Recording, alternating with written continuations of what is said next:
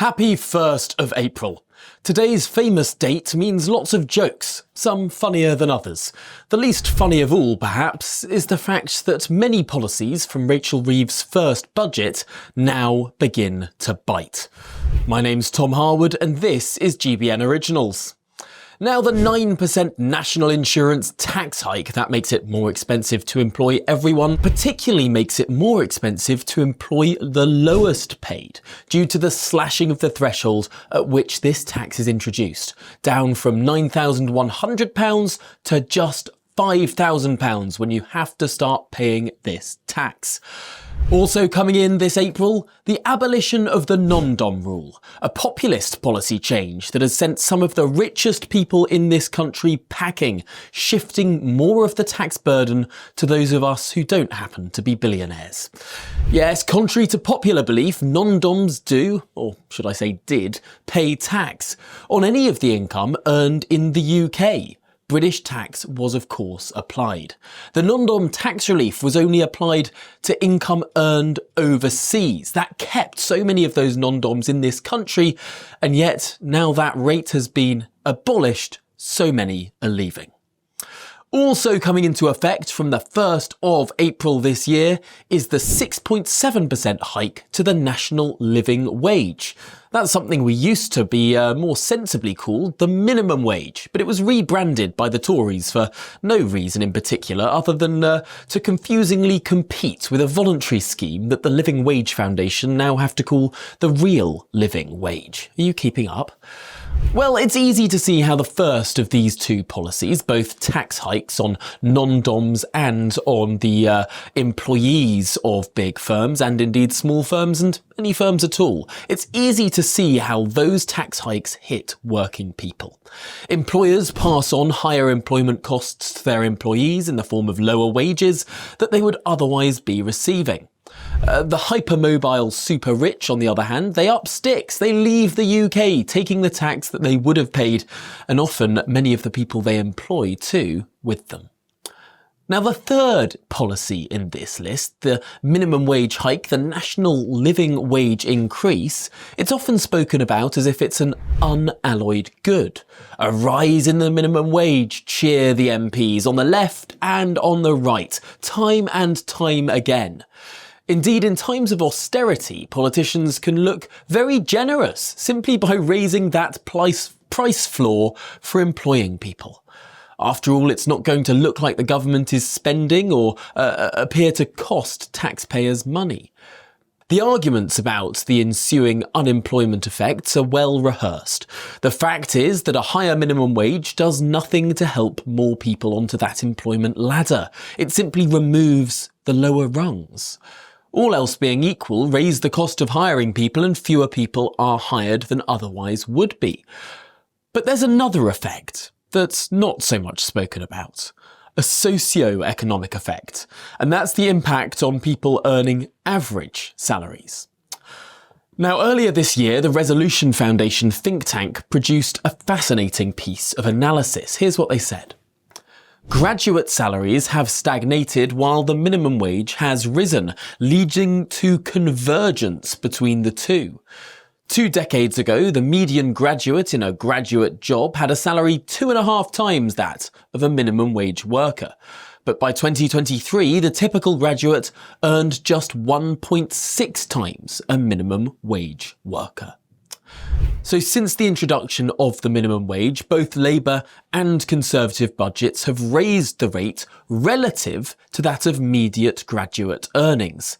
Some budgets, for example that Conservative post-election budget in July 2015, introduced wage floors that were even higher than the recommendations of the Low Pay Commission, a body set up by Tony Blair to advise politicians on minimum wage rates to minimise unemployment effects. This commission is how we avoided such large unemployment predictions when the minimum wage first came in. But the result of all of the rises that we've seen over the past almost 30 years is that the result is in this chart. It shows the stark convergence that the Resolution Foundation talked about, that narrowing of the gap. Now, once you take into account the 9% higher rate of income tax that graduates have to pay until their loan is paid off, it's easy to see how many graduates barely earn more than someone in a minimum wage job. And as British graduate wages remain low compared to economies that are actually experiencing economic growth, today's minimum wage hike continues this trend of narrowing. So since that significant hike to relative graduate wages in 2015, the line between skilled and non-skilled wage rates becomes ever more blurred. A graduate data analyst or accountant might have expected to be paid significantly more than someone pulling pints or operating supermarket checkouts back in the day. Yet, thanks to stagnant productivity and low growth, graduate wages have, of course, been flat. Higher up the income scale, we feel the effect of this lack of productivity growth through those flat wages. But if you're on the lowest legally permissible wage, your salary has been pumped up by government diktat, as if there were no productivity crisis to speak of. In some ways, the cart has been put before the horse. This, of course, has had knock-on effects for prices. If bar, restaurant or cleaning staff have to be paid more, the price you pay for their services is higher too. So while people on middle incomes see wages stagnate, the nice things in life, like going out to eat or even just going to the pub, they get relatively more expensive. There's a clear psychological belly punch here too, and this is the significant point. It's almost just as depressing. Skilled workers who have invested years of their lives in education and training have seen wage rises far smaller than those at the bottom of the scale, than those minimum wage hikes. That flattens the distribution to the extent that suddenly we find ourselves in a position whereby teachers feel like barmen. Consistently, governments of all colours have taken the easy but perhaps more cowardly move to hike the wage floor ahead of, rather than commensurate with, wage rises further up the chain. Ahead of the hoped productivity growth that will, at the end of the day, have to pay for it all. And so the minimum wage creeps closer and closer to the average wage. This has societal implications. This can obviously feel deeply, deeply demoralising for those on average wages. But there's one man who might be delighted by all of this: the Treasury Minister Torsten Bell. Now, Bell ran the Resolution Foundation from 2015 up until he quit to land a safe Labour seat in Wales and become a Labour MP last year. Despite having previously served as Ed Miliband's Director of Policy, over the years successive Conservative governments have fallen over themselves to win approval from Torsten Bell's Resolution Foundation. Approval came in the form of distributional analysis charts, modelling how any policy might impact different income groups.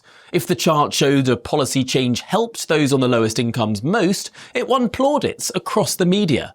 If, however, a policy helped rich people more than it did poor people, even if everyone got better as a result, then such a policy was scolded as heretical. Most Tory budgets, therefore, toed the line. Now take a look at this. This was the Resolution Foundation's chart that was presented to Liz Truss on the BBC's Laura Kuenssberg programme that helped force the 49-day Prime Minister into her first U-turn, hastening the end of her troubled premiership. The political attack was, of course, that rich people would get richer due to the abolition of the 45p income tax band, a tax cut that the CEBR assessed as being at least self-financing, and that even the IFS said might plausibly cost nothing at all due to that extra economic activity that's generated. Cutting that tax could well have not cost the Treasury a penny. But because of all of this distributional analysis, returning our top rate of tax back to the eras it was only under Tony Blair, even at no loss of revenue, that became impossible thanks to an unhealthy obsession about the gap between rich and poor, almost to the exclusion of any other consideration. This undoubtedly has been bad for growth. All the non-Truss Conservative governments have been so preoccupied by maintaining and even increasing the level of income equality that even returning top tax rates to the level that they were back when this country experienced economic growth was seen as undesirable. Obsessing over the gap between incomes in preference to an obsession regarding the absolute level of incomes might make inequality campaigners happy. It might block off an avenue of attack from your political opponents. But it might also make this country eventually feel miserable. It might make graduates feel like they might as well be pulling pints. Back in 2023, the analyst Stian Westlake wrote a tongue-in-cheek blog for Works in Progress about how successful the UK's anti-growth story has been. Degrowthers and green campaigners should love the British experiment, he joked, because our productivity had been flat for the best part of a decade. Well, perhaps now should be a moment of celebration too. We did it! We narrowed the gap. Graduates and minimum wage employees are now more equal than ever. And don't we all feel better for it? Well, what do you make of that? Do get involved in the comments section below. Have we raised minimum wages before raising those average wages? Has that been the wrong way round? Who on earth is going to pay for it? And have we made those on middle incomes feel much more worse off than they otherwise would be? Well, do get involved in that conversation, and don't forget to subscribe to the GB News YouTube channel for so much more original content.